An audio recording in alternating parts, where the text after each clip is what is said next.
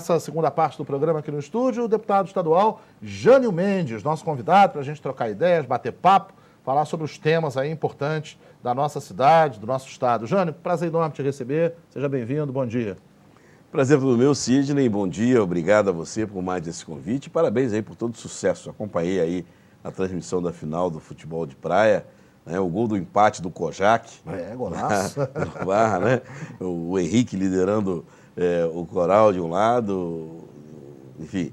Henrique está no Barra. Henrique no Barra e o Kojak no coral. Kojak no coral, fiz aqui uma inversão, mas foi assim Parabéns. Eu participei muito do futebol de praia, enfim, a gente chegou a ter na Gamboa 2 times que disputavam o campeonato, Telégrafo e Costa Mar. Costa Mar ainda está na praia, mas enfim, praia é uma tradição cabofriense. É uma das essências do nosso esporte, né? A praia é tudo de bom que a gente tem ali no nosso futebol. Isso é bacana. Não joguei, não. Eu fui direto para Cartola. Ah, é? Já virou dirigente? Cara, eu virei narrador. Eu não tinha muita habilidade para jogar futebol, não. Comecei no ataque, vim para o meio campo, vim para a zaga, fui para o gol. Depois, Sidney, vai ser narrador, vai que é melhor. E eu fui. Eu fui, graças a Deus. Jânio, a gente tem visto aí um debate muito grande nessa questão da situação econômica do município. A cidade viu a publicação de um vídeo seu na semana passada aqui na tua rede social, falando sobre o que, na tua opinião, é a venda do futuro da cidade. E em resposta, o prefeito Alair Correia publicou um outro vídeo, já tinha citado você numa entrevista, até te ouvi, né, no dia seguinte. No dia que mostrei essa entrevista do Alair, te ouvi lá na Assembleia pelo telefone, para que você pudesse também se manifestar. E hoje queria debater isso de forma mais ampla aqui, com mais calma no estúdio, né, para a população poder entender qual é a tua visão, o que você pensa em relação a esse momento que a cidade está vivendo e a essa questão que o prefeito colocava, que é a única tábua de salvação para Cabo Frio, que é contrair esse empréstimo que vem lá da Ompetro, com a reposição do que as cidades produtoras do petróleo teriam perdido ao longo desses últimos 2 anos, esse último ano e meio. Como é que você avalia a repercussão e a discussão dessa questão, Jânio? Olha, Sidney, primeiro dizer que é muito bom esse debate. Quando a gente fez a promoção dessa discussão, era exatamente para que a cidade pudesse debater essa questão. E é uma questão fundamental. A contratação desse empréstimo, na forma como está colocada, diante das operações financeiras de mercado, é uma operação temerária que coloca em risco o futuro da cidade, aquilo que nós chamamos de venda do futuro da cidade. E eu já me coloquei à disposição da Câmara Municipal, aqui da sociedade de um modo geral, para que a gente pudesse estar discutindo. A crise, ela é real, ela está aí, ela atinge não só o município, ela atinge o Estado, ela atinge o país. Na Assembleia, nós temos tido a oportunidade de discutir alternativas para a crise do Estado. O Estado tem um rombo, um déficit de 14 bilhões de reais no orçamento deste ano.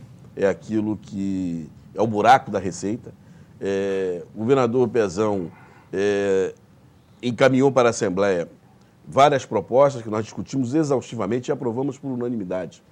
Todas as propostas, que foi a venda da dívida ativa, a adoção de uma lei, de um mecanismo que a gente chamou de lei do escambo, que é a troca de dívida por produtos. Por exemplo, a Petrobras tem uma dívida com o Estado. A Petrobras hoje não tem condições de pagar, mas a Petrobras tem óleo diesel, tem gasolina, tem asfalto.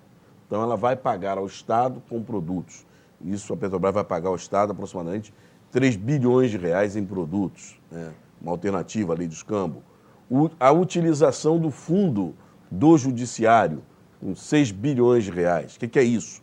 O Estado, o judiciário, tem um recurso que é resultante do pagamento de greve, enfim, do excedente, né, do orçamento que o Estado repassa para o judiciário utiliza aquilo que sobra, ao invés do judiciário devolver ao cofre do Estado, o judiciário aplica num fundo. Esse fundo do judiciário é que serve para a reforma, a ampliação das instalações do judiciário. Neste fundo tem hoje 17 bilhões de reais. Então, o Estado usa 6 bilhões. Como este fundo ele é remunerado, o poder público, o poder judiciário, o poder legislativo, o município, não pode fazer aplicações de mercado.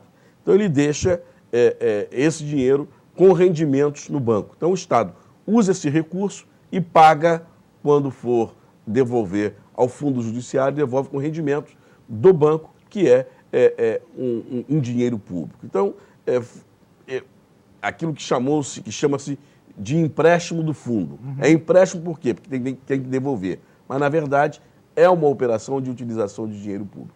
Com isso, com essas alternativas, o Estado, desses 14 bilhões, já recuperou 11 bilhões e meio. E ainda temos 3 meses pela frente. Ainda ontem eu conversava com o chefe da Casa Civil, o secretário Afonso Monerá, e há uma expectativa de mais 3 bilhões e meio, o que, com essas medidas, o Estado estaria recuperando da ordem de 15, fazendo uma recuperação da ordem de 15 bilhões, que permitiria o equilíbrio em 2018, em 2015.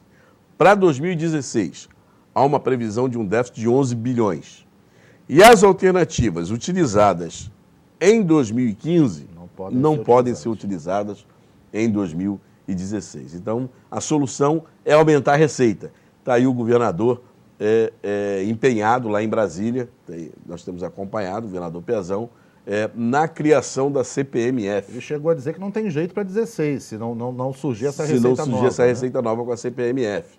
Enfim, então são alternativas que nós estamos buscando. O Estado cortou muitas despesas de custeio. O Estado hoje não investe em publicidade, não investe na propaganda, enfim. As contas estão sendo equilibradas para poder alcançar esse equilíbrio financeiro. Mas o que é que tem de diferente nessa questão, nessa engenharia que foi feita no Estado, com a participação de vocês, da Alerj, vocês deputados, com a aprovação de todas essas demandas? E o que é que tem de diferente em relação ao que a Prefeitura está querendo fazer aqui? Porque tem um buraco que não é tão grande quanto esse, mas também é um buraco, Jânio. O que tem de diferente é o seguinte: você ir à Bolsa de Valores de Nova York, nesse momento, lançar títulos através de uma instituição bancária, o Goldman Sachs, você pegar o empréstimo a juros elevadíssimos.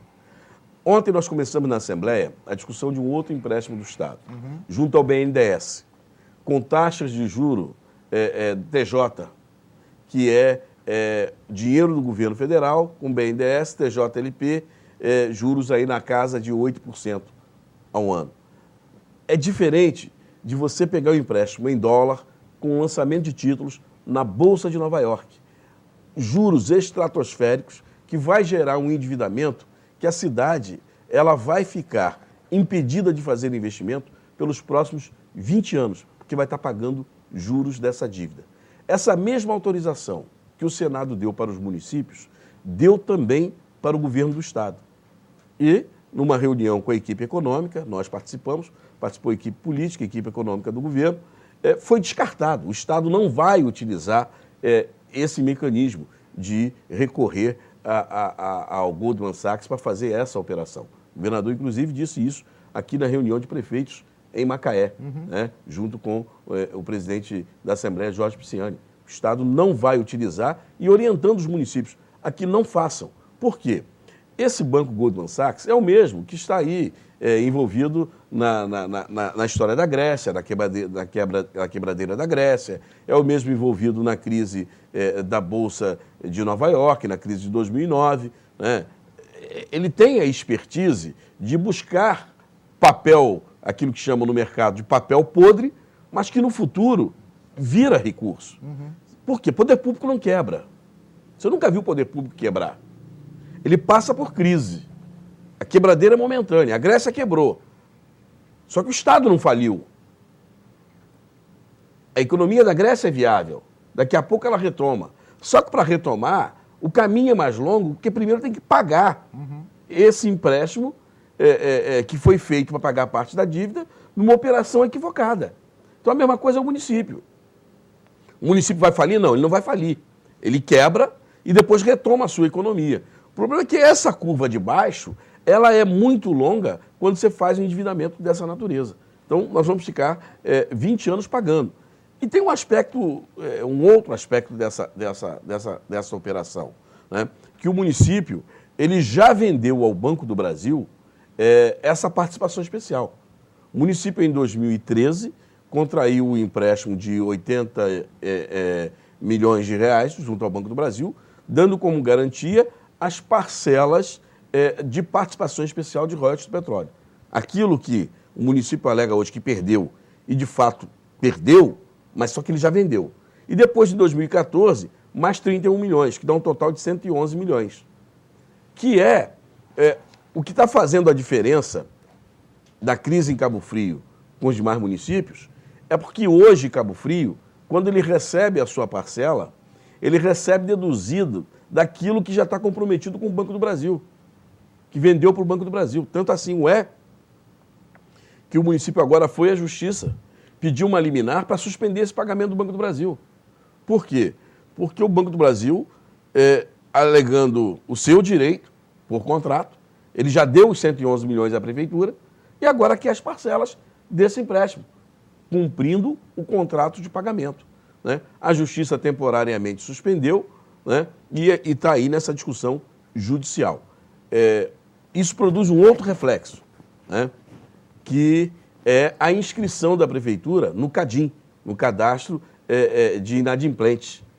É o Serasa dos bancos, é o CADIM, e quando você está inscrito no CADIM, te impede de pegar empréstimo. Então, o que tem de diferente também nessa operação da Prefeitura é que, além do rebaixamento da nota do Brasil recentemente, né, quando se rebaixa essa nota, o crédito, quando você vai fazer uma operação externa, quem tem um aval é o governo federal. Quando você rebaixa a nota de crédito do governo federal, automaticamente as instituições ficam limitadas na concessão de empréstimo. Uhum.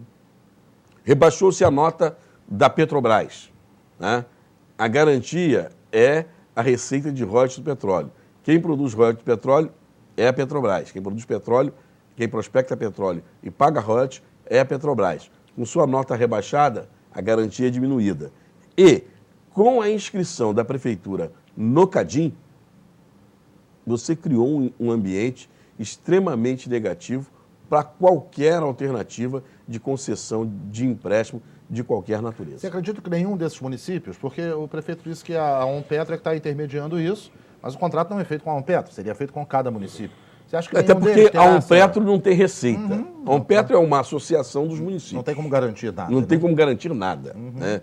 A Onpetro não tem receita, a Onpetro não é a Onpetro que vai tomar o empréstimo, quem vai tomar o empréstimo são as prefeituras, a garantia é a receita municipal. Então, a Onpetro está atuando apenas como um agente intermediador junto os municípios, a Caixa Econômica, que foi eleita para poder ser o canal de entrada desse recurso, né? E esse banco americano, o Goldman Sachs. Então, a Onpetro não tem, ela não pode garantir nada. Você acha que nenhuma cidade recebe? A ANP ela só vai informar, olha, quanto o município receberia, e aí é uma outra questão, que não há perda, né?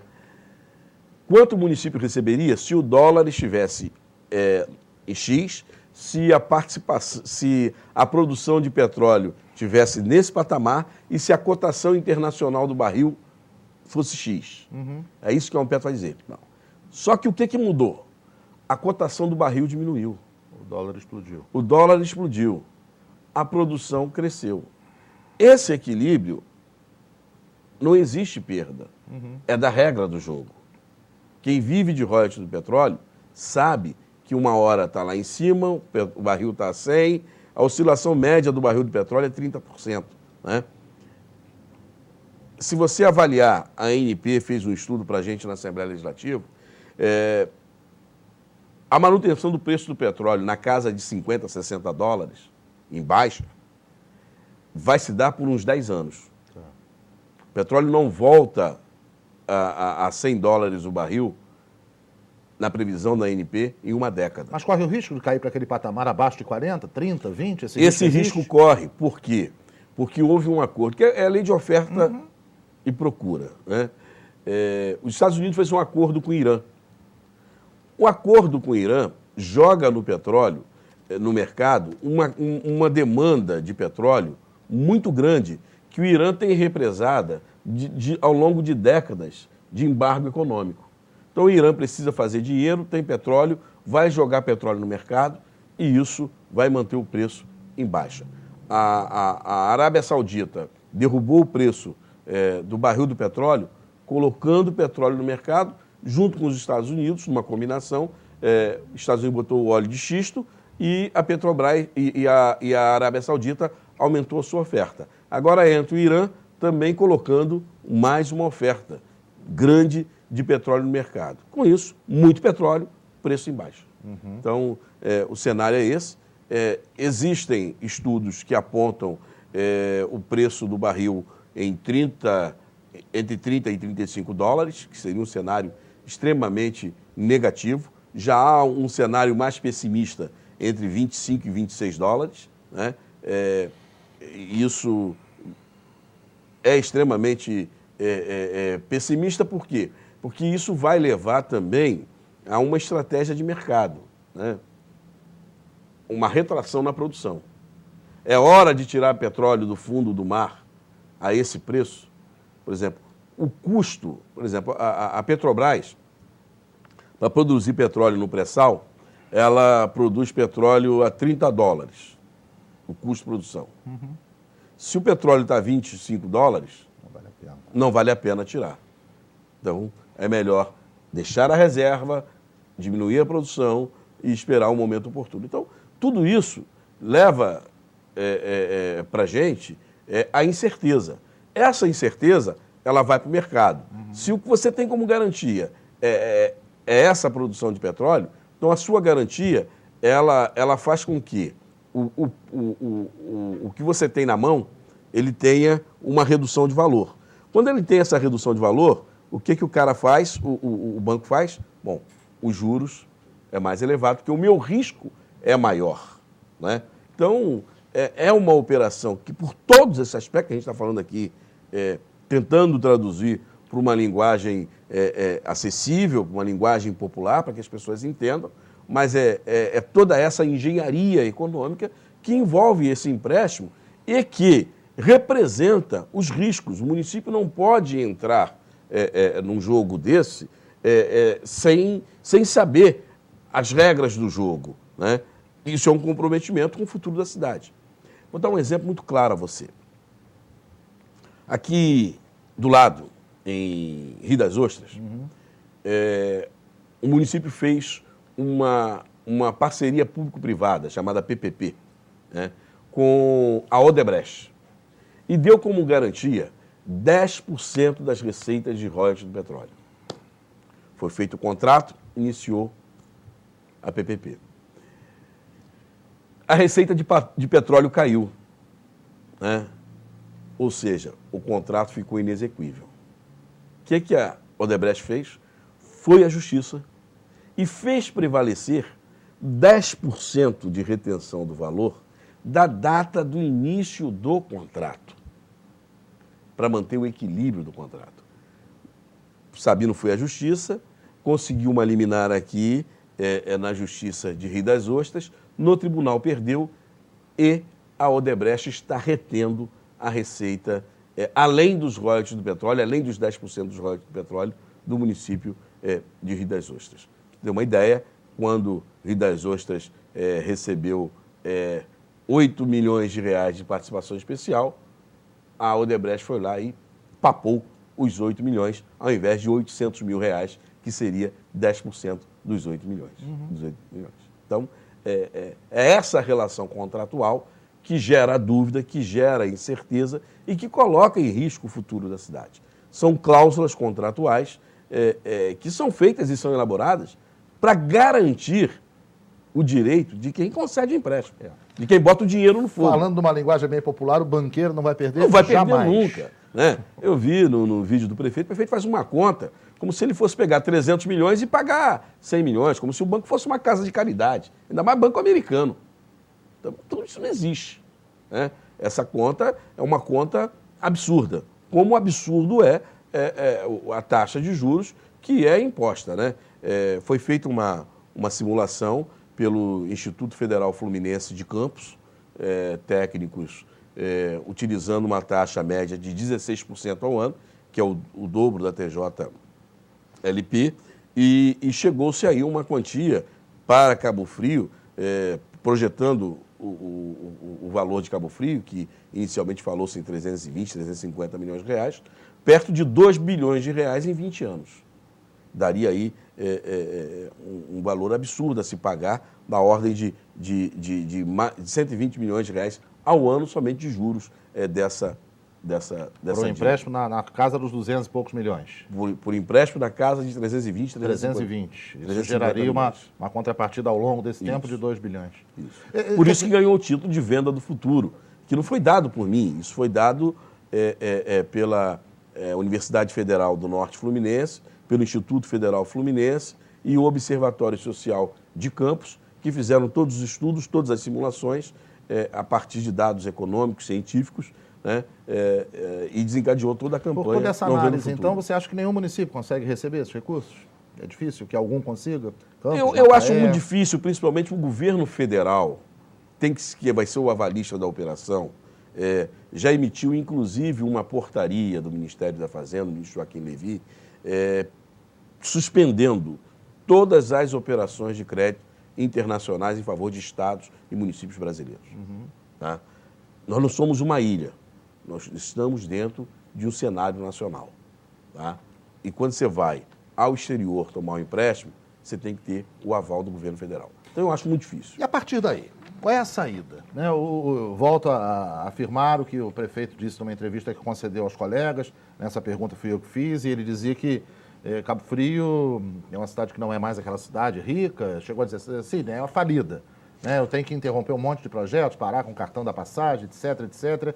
Qual é a saída, deputado? Eu discordo do prefeito. Cabo Frio continua sendo uma cidade rica. Nós até aqui, o município já arrecadou aí em torno de 500 milhões de reais e deve fechar esse ano com entre 650 e 700 milhões de reais. Uhum.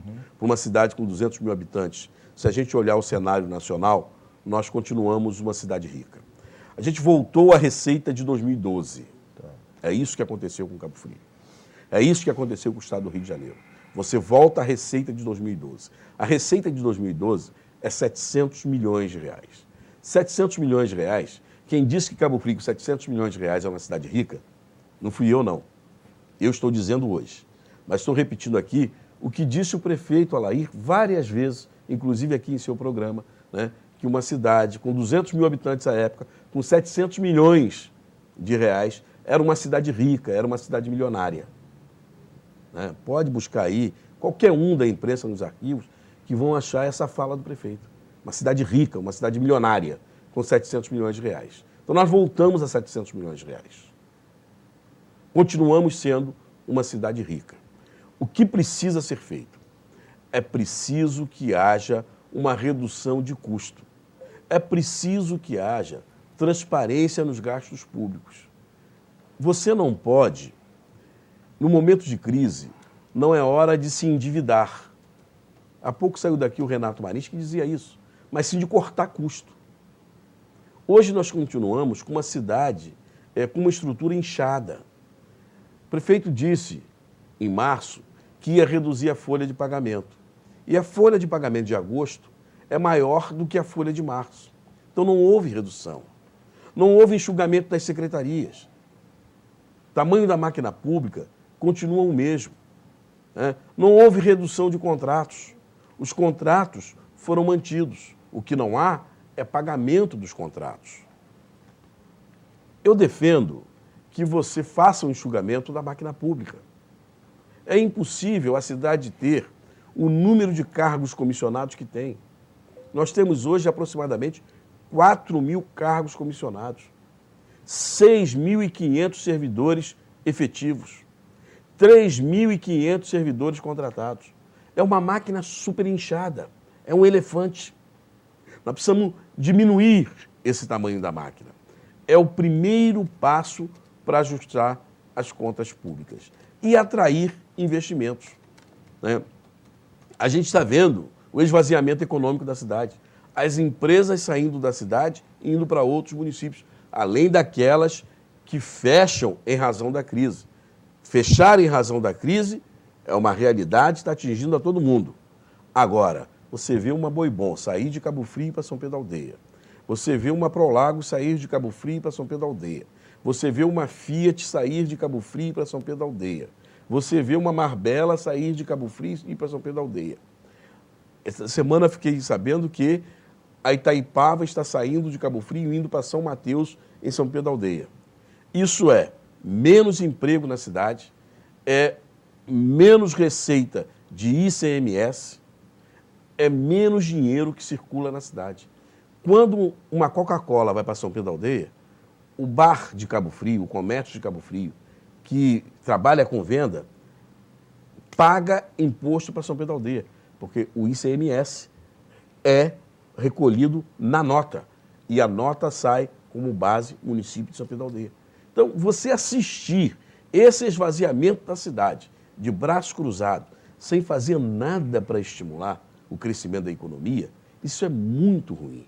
Tá? E esse é o quadro que a gente vive hoje em Cabo Frio. Ao contrário, você faz coisas para espantar mais ainda. Né? Por exemplo, aqui, a grande empresa da cidade, né, a Salcisne, ela sofreu uma intervenção, uma desapropriação da sua única área produtiva de Salinas hoje. O que isso representa de desequilíbrio econômico na cidade? Forte. Né? O prefeito sonhou em fazer uma esplanada das secretarias lá no Guarani, em tempo de crise, foi lá e desapropriou o quadro produtivo da Salcisne. Isso é menos emprego, isso é menos receita que circula na cidade. Né? O prefeito, depois de 20 anos governando a cidade nesse modelo, sem competência para fazer um centro de convenção, foi lá e desapropriou não, porque não pagou nem a Salcisne e nem o pessoal das sendas lá, mas fez um decreto de desapropriação, não pagou, não investiu na posse, mas causou um embaraço para o proprietário. Resultado, quando o Atacadão veio para Cabo Frio, veio para a região, primeira coisa procurar para se instalar foi tentar se instalar ali nas sendas. Não pôde porque a prefeitura tinha um decreto de desapropriação da área, os donos da área, a família Veloso, não puderam passar aquilo para o Atacadão foi e se instalou em São Pedro da Aldeia. Quando o Atacadão se instala em São Pedro da Aldeia, gera empregos, 300 empregos em São Pedro da Aldeia, e o comércio de Cabo Frio do varejo vai lá comprar para revender. Quando ele compra, ele paga o imposto lá, porque a nota fiscal é emitida lá no atacado. Então, são desencontros econômicos, decisões desmedidas, desacertadas, desajustadas, de uma falta de equilíbrio, de visão, de chamar as pessoas da cidade que estão aí empreendendo, investindo, né? Chamar essas pessoas para que elas participem da discussão da cidade e que as decisões sejam tomadas nessa direção. Então, o remédio da crise é você se reinventar. Daqui a pouco a gente vai falar, né, nós começamos também essa semana na Assembleia uma discussão da lei de incentivo tributário reduzindo o ICMS para 2%. A lei vai mudar. O que a gente precisa fazer no dever de casa para colher o benefício da lei? Então, na crise é isso. Você reduz despesa e cria mecanismo para aumentar a receita. Não é hora de tomar um empréstimo dessa grandeza com esse banco, né? Banco Goldman Sachs, que eu chamo de agiota internacional. Você vai vender o futuro da cidade e vai pegar esse dinheiro para pagar dívida, para pagar o custeio da prefeitura. Você só faz endividamento para investimento. Para investimento. Uhum. Eu tô discutindo isso lá na Assembleia, e a gente fez o seguinte, olha, Jânio, você votou a favor do empréstimo para poder o Estado comprar barca, para poder o Estado comprar trem, para levar a linha 4 do metrô agora até lá a Barra da Tijuca. Veja bem, isso é investimento. O empréstimo que o Estado tomou para a barca foi para renovar a frota de barca que está lá há 60 anos, sucateada com acidentes todo dia. As barcas novas, o edital de concessão dela vai produzir. Primeiro, o Estado ganha com a barca nova, ganha com o trem novo, ganha com o metrô novo. E o edital de concessão da barca, do trem e do metrô vai produzir receita para poder pagar esse empréstimo. Então, é um empréstimo combinado com investimento. E é um empréstimo feito ao BNDES, um empréstimo nacional de dinheiro público, com taxa de juros de 7,5%, TJLP. É diferente de você buscar um empréstimo para poder jogar no custeio da máquina pública, para não agregar valor à economia, à vida da cidade. Eu seria favorável, por exemplo, eu vejo que não há necessidade, mas se assim fosse, eu seria favorável, nós vamos fazer um empréstimo para fazer o centro de convenções. Seria um investimento. A cidade precisa. Já passou da hora de ter um centro de convenções e feiras. Nós não vamos fazer turismo sem um centro de convenções, sem um turismo de negócio. Nós não vamos fazer com que esse aeroporto agregue valor à economia da cidade sem dar à cidade uma estrutura para que o turista de aeroporto venha para a cidade. O que é que o turista de aeroporto precisa? Ele precisa de centro de convenções, ele precisa de uma zona hoteleira. Então, o que é que eu vou fazer? Eu vou chamar a cidade, vou chamar os empresários, vou chamar aqueles que pensam a cidade e vou dizer, olha, nós precisamos avançar, recuperar o tempo perdido. Para isso, a gente tem que discutir com seriedade. Ponto. Para ter um hotel que precise, que aporte turista classe A de convenção, nós precisamos discutir o local onde vai se fazer, mas uma discussão transparente. Nós precisamos aumentar o gabarito para o hotel, dar um prazo para construir e vincular a geração de emprego. Isso é um pacto com a cidade.